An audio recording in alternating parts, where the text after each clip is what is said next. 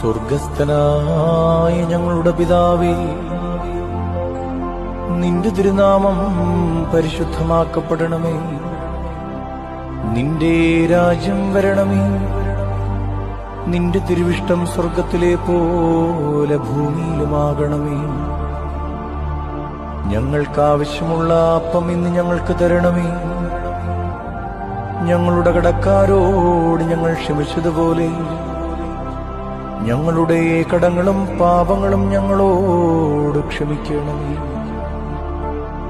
പരീക്ഷയിലേക്ക് ഞങ്ങളെ പ്രവേശിപ്പിക്കരുതേ, പിന്നെയോ ദുഷ്ടനിൽ നിന്ന് ഞങ്ങളെ രക്ഷിച്ചുകൊള്ളണമേ. എന്തുകൊണ്ടെന്നാൽ രാജ്യവും ശക്തിയും മഹത്വവും എന്നേക്കും നിനക്കുള്ളതാകുന്നു. ആമേൻ.